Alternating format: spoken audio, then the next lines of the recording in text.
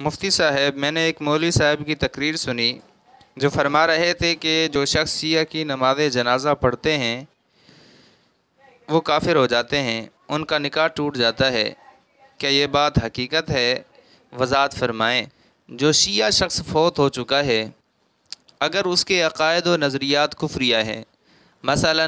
قرآن کی تحریف کا قائل ہے اور حضرت امی عائشہ پر تہمت کا قائل ہے، اور اس کا یہ نظریہ ہے کہ جبریل امین وہی تو حضرت علی کے پاس لے آئے تھے، لیکن ان سے خطا ہو گئی کہ وہ رسول اللہ صلی اللہ علیہ وسلم کے پاس لائے۔ اسی طرح وہ حضرت ابو بکر و عمر کی تکفیر کرتا ہے، تو ایسا شیعہ کافر ہے، دائرہ اسلام سے خارج ہے۔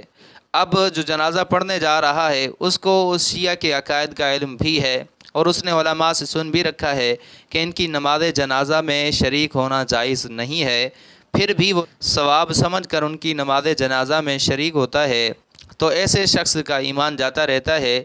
تجدید ایمان کے ساتھ تجدید نکاح بھی ضروری ہے۔ لیکن اگر جو شیعہ فوت ہوا وہ نام نہاد شیعہ ہے، اس کے ایسے عقائد نہیں ہیں، کفریہ عقائد نہیں ہیں، وہ قرآن کو بھی سچا مانتا ہے اور رسول اللہ صلی اللہ علیہ وسلم کو آخری پیغمبر مانتا ہے، ائمہ کی عصمت کا قائل بھی نہیں، الغرض جاہل ہونے کی وجہ سے شیعہ ہے،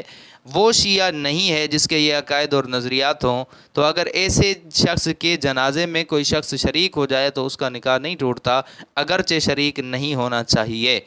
نمبر 2، کہ اگر ایک شخص نماز جنازہ میں شریک ہو رہا ہے اور شیعہ بھی ایسا ہے جس کے نظریات و عقائد کفریہ ہیں، لیکن اس شخص کو علم نہیں اس کے نظریات کا، یا اس شخص کو اس بات کا علم نہیں ہے کہ اہل تشیع کے نماز جنازہ پڑھنے سے نکاح ٹوٹ جاتا ہے، ایمان جاتا رہتا ہے، تو ایسے شخص کا حکم یہ ہے کہ اس کا ایمان تو نہیں جائے گا، لیکن احتیاطاً پھر بھی تجدید ایمان اور تجدید نکاح کر لینا چاہیے، اور آئندہ اس عمل سے صدق کے دل سے توبہ کرنی چاہیے، ان سے بچنا چاہیے۔